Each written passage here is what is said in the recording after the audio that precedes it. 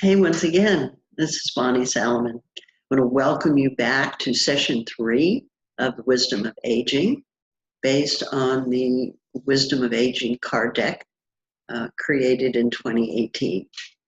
So thank you for sticking in. Thank you for coming back. If this is your first session, welcome. Today and for the next 2 sessions, we're going to be listening to the messages that are given to us by water. So water is the emotional realm, and water teaches us about the extent of our emotions. It teaches us to honor them.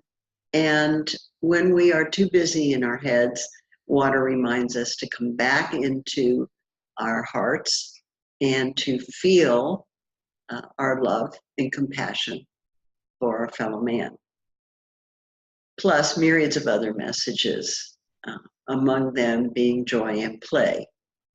So let's get started. We'll see what our cards have to say for us this time.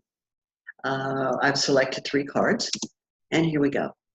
The first card is water, courage. I choose a courageous path knowing that I am sustained by my guides and teachers. Well, I can tell you, and I know that you know this firsthand, aging is not for sissies. We have spent decades testing our courage, seeing how far we might go. And for many of us, it's been the deciding factor in whether or not we have created the life that we want to have. Now, it's important to really understand, however, that one does not have to be courageous by oneself. There are so many ethereal allies out there who are willing to support our courageous actions. There's guides, there's teachers, angels, even spirit is always there to help guide our paths.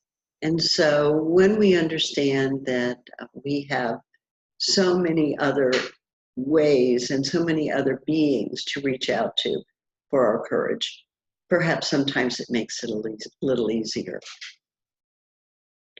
So this time of life does require us to have a fair amount of courage. Yes, aging is not for sissies, and you've expressed a lot of courage through your lifetime. If it's brought you to a place where you still wish to grow, where you still wish to tackle new things in your lives. And I think that being the case, that may be why you're here. And so just flex that courageous muscle and give yourself a chance to try something new. It will keep you younger. It will keep your brain more active. And you will find this a more fulfilling time of life when you try some new things. Now, it doesn't have to be bungee jumping or anything that intense, but just something that you haven't done before. And see what happens in your heart, in your mind, and in your body when you do that. So the second card I chose was Range of Emotions. I choose to acknowledge my full range of emotions. So growing up, your family probably said things like, it's not good to cry. You don't want people to see you crying. You don't want people to see you upset. It's not ladylike to express your feelings. And so you have chosen to tamp down some very authentic feelings and just operate within a certain area of the feeling realm.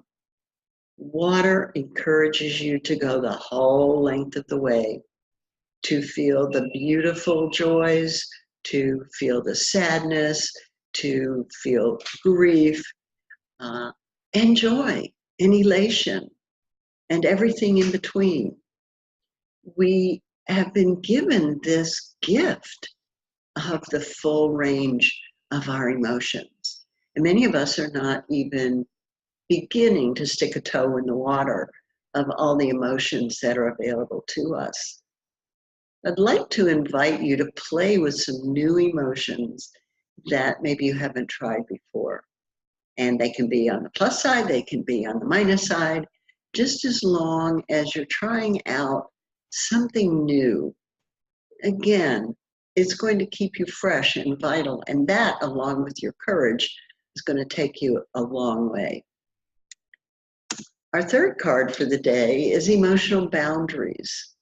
I choose with care those relationships that are respectful of my time and my energy. Well, that is a truly huge subject. And because it is, I'm working on getting my boundaries, loving guidelines for your life, a workshop onto YouTube, and hopefully make that available to you in the not too distant future. I choose with care those relationships that are respectful of my time and energy. I'm inviting you to examine how much time you take with other people without regard to your own boundaries of energy, your own boundaries of time, your financial resources, and the endangerment of other of your relationships. So our emotional boundaries are really critical at this stage of life when some of our resources are limited. Yes, they are limited, and it's not that we are boundless and able to continue to give and give and give. So by establishing some emotional boundaries, we stop, we take a look, and we see, where do we want to put our precious energy, and who do we want to allow to get really close to us? Are they going to honor our emotional boundaries?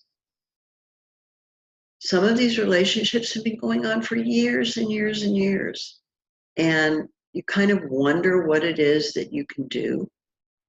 How do you stop these emotional vampires, if you will, from stealing your energies from you?